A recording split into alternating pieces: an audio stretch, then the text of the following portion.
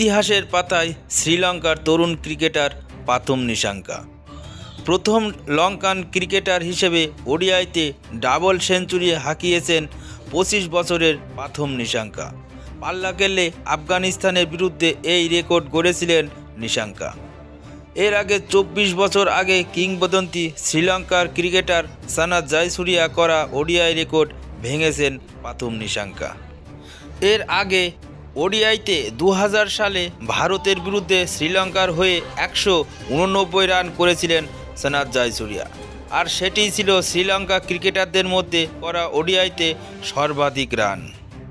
এবার আফগানদের বিরুদ্ধে 3 ম্যাচের ওডিআই সিরিজের প্রথম ম্যাচে 139 বলে 210 রানের ইনিংস খেলে ইতিহাসের পাতায় নাম লেখালেন পাথুম নিশাঙ্কা। শ্রীলঙ্কার তারকা পাথুম নিশাঙ্কা 210 রানের অপরাজিত ইনিংসে ছিল 20টি 4 এবং 8টি ছক্কা। 136 বলে 200 রান পূরণ করেন পাথুম নিশাঙ্কা। ওডিআইতে দ্রুততম 100 রান করা তৃতীয় ক্রিকেটার হলেন শ্রীলঙ্কার পাথুম নিশাঙ্কা। এদিন টসে জিতে আফগানিস্তানের ক্যাপ্টেন হাশমতুল্লাহ শাহিদি প্রথমে ব্যাটিংয়ে পাঠান শ্রীলঙ্কাকে।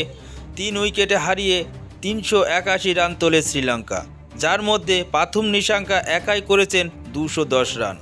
নিশাঙ্কার মহাকাব্য ইনিংসে সামনে থেকেই দেখছিলেন সানাত জয়সূরিয়া। দর্শক আসন থেকে তিনি পাথুমের ডাবল সেঞ্চুরির পর হাততালি দিতে থাকেন। তাকে শুভেচ্ছা জানিয়ে সোশ্যাল মিডিয়ায় সাইড এক্সে বার্তাও দিয়েছেন সানাত জয়সূরিয়া। এই 381 রানের পাহাড় সমান স্কোর তাড়া করতে নেমে ম্যাচে একটা সময়ে আফগানিস্তানের 55 রানে 5 উইকেট হারিয়ে ভীষণ চাপে পড়ে গিয়েছিল।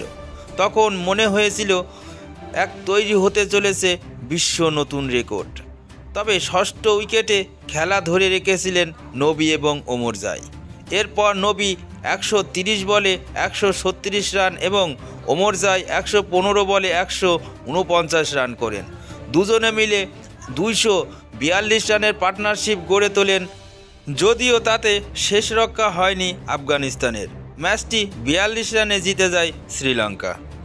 আফগানিস্তানের মোহাম্মদ নবী এবং আজমতুল্লাহ ওমরজাইয়ের ষষ্ঠ উইকেটে 242 রানের জুটি তৈরি করল নতুন বিশ্ব রেকর্ড। একদিনের ক্রিকেটে যে কোনো উইকেটের জুটিতে এটিই ছিল সর্বোচ্চ রান। নবী এবং ওমরজাইয়ের 242 রানের জুটির আগে এই রেকর্ড তৈরি হয়েছিল 24 বছর আগে।